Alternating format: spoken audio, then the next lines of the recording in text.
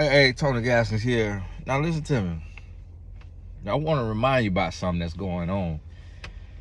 And this is it's a demonic spirit that's out there. And what this spirit is doing is it's a spirit of division.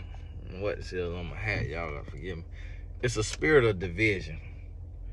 And what this spirit is this spirit is trying to divide. It's an old hat now. Y'all gotta forgive us. The hat wear and tear. It's a spirit that's trying to divide the man and the woman. And this is something that I oftentimes hear about in marriages today. And in trying to navigate marriages, and me trying to help other marriages, trying to help my marriage. And here's the thing that I want you to understand. God has put us in a place to where we have to honor and respect each other. You don't understand that. We have to honor and respect each other. So let me help you understand something. If I want to have a child, I want to see my seed. I want to see the fruit of my loins, whatever you'll call it. Guess what I have to do? I have to ask a woman. I don't get to say, I'm a man. I'm a man. I get to do what I want to do. I got dominion over this earth. And God gonna say, but you need a woman to have a child. So guess what that means? You got to humble yourself. You got to get in line, and you got to get a woman to feel comfortable enough with you to have your child. Point blank period. In order to have a child, you got to go through a woman. So the same thing goes with, if a woman want to have a child, she got to go to a man, and she have to get with her man and get that man to feel like she can carry his child. Now, it could be hard or easy for both sides. It just depends on the person you're dealing with. But just how we need each other, we also need each other in other aspects of life. So let me give you an example. This morning, my strong wife came to me, and I was in the bed with my eyes closed, and she came in there and said, "Are you sleeping?" And I said, "No." And she said, "Can you open this for me?" Now, we got a 16-year-old son. She said, "Can you open this for me?" You know what it was? It was her flask, her cup. She got a Stanley cup, Stanley semi-check. She got the Stanley cup, and she said I lotion my hand, so she couldn't untwist the top. I tried to twist it with my left hand. I'm left-handed. It didn't come off. Then I grabbed it with my right hand, different angle, twisted it, came on off. So I laid my head back down. I'm like, oh, so you need a husband. I'm like, oh, so you need a man. Just like the other day when the house power hat went out and the garage wouldn't let up, and her mama went to the front door and put our code in, couldn't get in. My wife went to the front door, put the code in, couldn't get in. And then I went to the front door, pulled the door all the way taut, then put the code in, door open right up. So at that moment right now, I'm looking up. Both of y'all need a man. Because they mind did not think about that.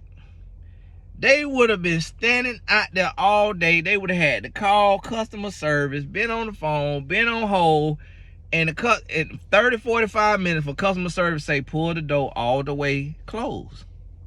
Then put the code in again. See, our minds work differently. We need each other. So guess what? If you in a marriage and there's different roles in that marriage, let's say one person is making the money, the man or the woman. If a decision need to be made, if something need to be bought, the couple supposed to come to each other and say, hey, do you mind if I have this amount of money for this certain thing? That's life.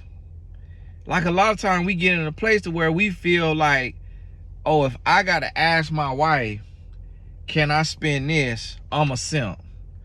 If I gotta ask, the woman feeling like if she gotta ask her husband, can she spend this amount, then she worthless, or whatever she may feel. I don't know what the person will feel, or vice versa. The man could feel worthless. He gotta ask his woman, can he spend X amount of dollars? It's like, no, we need each other. That is life. So if you need something, you got to be humble enough to ask your partner for something. It's just like this right here. Let me ask you this right here. Let me help you understand something like this right here. When you're in a marriage, if a man have to ask the woman for sex, if the woman don't just give the man sex without him asking, meaning like on a regular basis, if the wife don't give the husband sex without him asking on a regular basis, then how can the wife expect the husband to just give her money for her hair and her nails on a regular basis? So if the husband have to ask, then the wife have to ask, and vice versa. Because I can't expect my wife to read my mind and to just do something for me if I'm not reading her mind and just doing for her. And then if I just do for her without her asking for me, then she will then see, oh, he's doing for me without me asking. Let me do for him without him asking. And this is what we have to get to and understand. But a lot of times we don't want to accept the roles that God has put us in. It's certain things I gotta go to my wife for. It's certain things she gotta come to me for. Like right now, I just went and got my old shake. Let me get my old hit of this shake.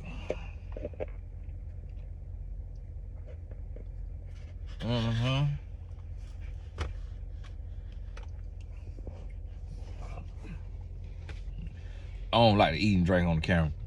Went and got my old shake for breakfast. It's 11:20. I'm just not having my breakfast. My wife, she out and about, running errands and stuff. So she out and about. I ain't feeling all that great. I gotta come home and get my wallet so I can go up here to the clinic and get me a few meds. So what I come and do? I come and, okay, text my wife, hey baby, could you get me a tuna bowl for lunch? So that take humility. Gotta swallow my pride, ask my wife, can you do this for me? Versus expecting her to just say, oh, let me go get my husband lunch, bring him some lunch. When she ripping and running, she know I'm a grown adult, I'm ripping and running, so she can look at it like, oh, he out and about, he gonna get him something to eat. But I gotta ask her for that. Just like when she needs something, she gotta ask me for that. So she going out of town this week with my sister. Money gonna be needed. So me, I'm the type to where I just say, hey, here go, boom, X amount of dollars for the trip. I may always overestimate. It'll be double of what she may actually need. But that's just how I am. But what I'm gonna do, hey, how much do you need? Because she may need more, she may need less. But I'm saying, hey, how much do you need? People know I'm generous, so a lot of times when people will say, and when I ask somebody how much they need, they'll be like, well, give them what you think, you know, it's worth, or whatever. Because people could read people, and people know when somebody is gullible or somebody is overly giving or overly nice. And so people know me and they know how I am, so they'll try to play on that. But I'm gonna ask my wife, hey, what you need? What she say she need, I'm gonna give it to her. What she say she need. And here's the thing, is if she need more, then she should have said that.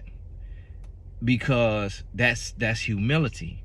We can't be in a marriage and be afraid to communicate and afraid to ask or afraid to need our partner. We have to humble ourselves as men and women and understand what God has this person in our life doing and what we need them for, and where we need them, how we need them, when we need them, and what we need them for. And we got to be humble and gracious in that. And this is what's happening around the world in marriages, is the adversary is turning men and women against each other, to despise each other, resent each other, and not want to come together and work together. And that's the issue. That's the issue. So, hey, think about this now and look around and pay attention to the marriages you see, to pay attention to the social media, pay attention to this narrative out here from the male and female, where it is an agenda to diminish and devalue and minimize the contribution of the opposite gender.